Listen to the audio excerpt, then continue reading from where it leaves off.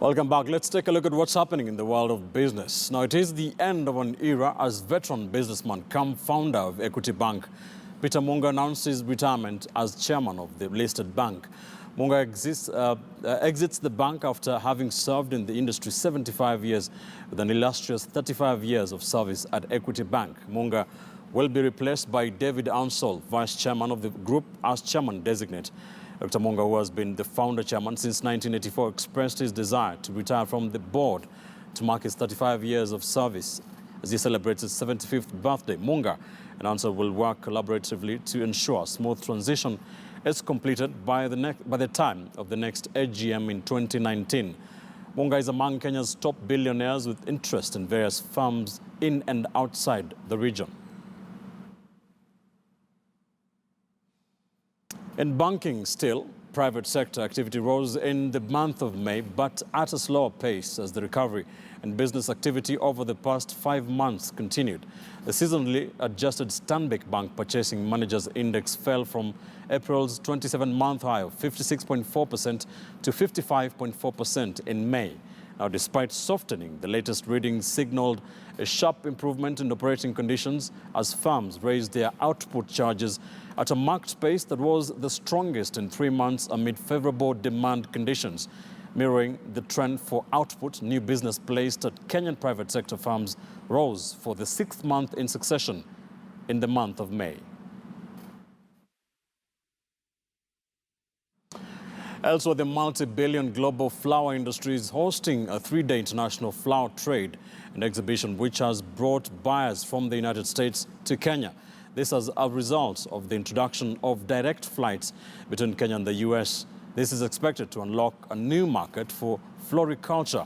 The new venture is expected to position Kenya as an agricultural hub in Africa. FTEX is growing year by year. As we know, this is the seventh year of the event now of FTEX. It's always been important, but the concept of grower, breeder, and client is very much there with FTEX. It's becoming more important because this region is growing.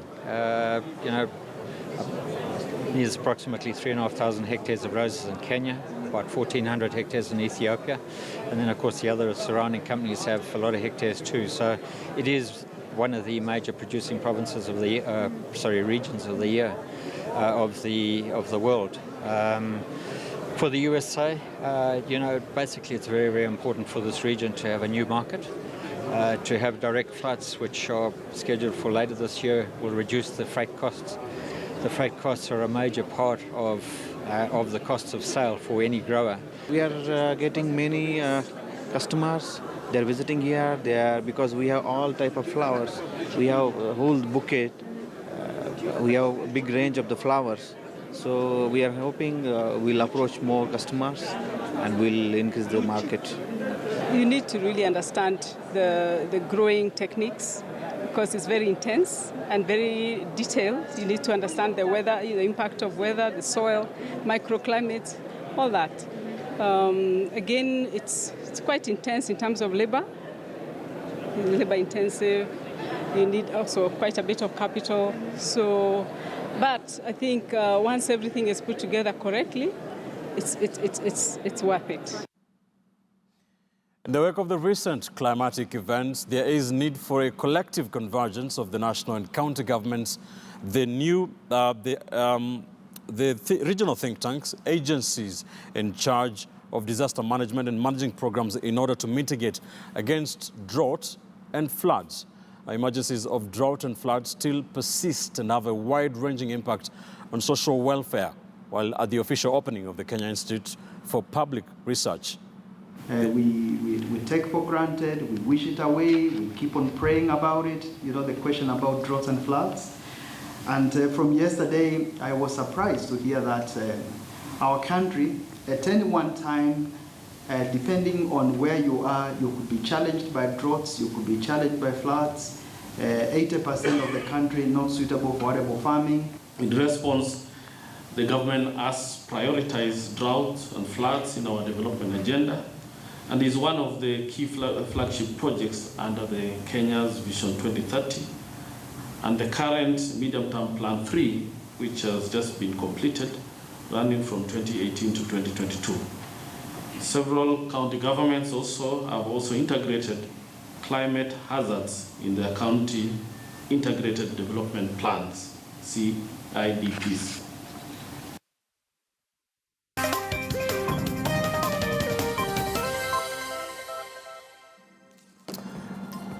Away from the business, let's take you back to the county of Mombasa, where we are set to see a new phase following the completion of phase 1 of the Dongo Kundu bypass. The dream that began in 1985 will soon be opened by President Uhuru Kenyatta and is set to reduce congestion at the Likoni Crossing Channel, as well as connect Mombasa with 2 other counties. Our Francis Mtalaki took a ride on the newly constructed bypass and now reports. It is a ring that explains a dream that began more than 30 years ago. The first phase of Dongo Kundu bypass begins here in Bonje, an area that has long been known as a black spot, but now seeks to control traffic and ease congestion in and out of the second largest city in the country.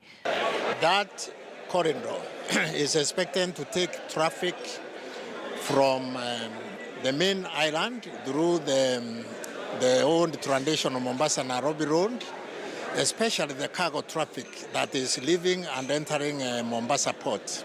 Mombasa is both a port city and also a tourist city. In terms of tourism, it offers you better connectivity from the tourist resorts along the coastline to the airport.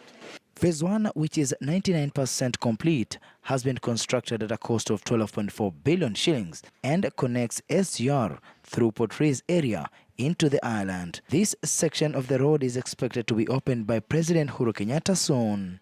If the experts clear it, that means from next week, the corridor will be opened for traffic. What that means is all the cargo leaving and entering the port from Kilindini doesn't need to come through the island. So that will clear that congestion very much. As they continue with their final touches, the new landscape and interchanges at Dongo Kundu projects starts to unfold. According to Kenha, this is just the beginning of the transformation and connectivity between Mombasa, Kilifi and Kwale.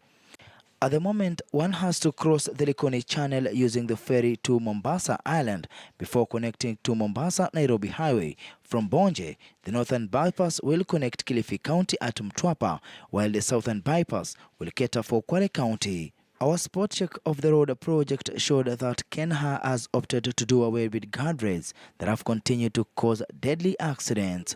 The way we make roads, that is the carriageway, and there is the landscaping that we do. Landscaping is just like when you build your house, you beautify and all that. We are supposed to beautify those the embankments where we have cut by planting vegetation, by planting shrubs, and by ensuring that there is no erosion that takes place. That will be done, and that is being done.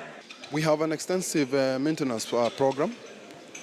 We have moved from the older framework of maintenance, and we have now moved to what is called performance-based contracting. That, as you have noticed, the areas where we have been affected by the recent flooding, you have seen we have been able to react very quickly and restore mobility for the public. This has been working very well for us, and we will continue rolling out on performance-based contracting.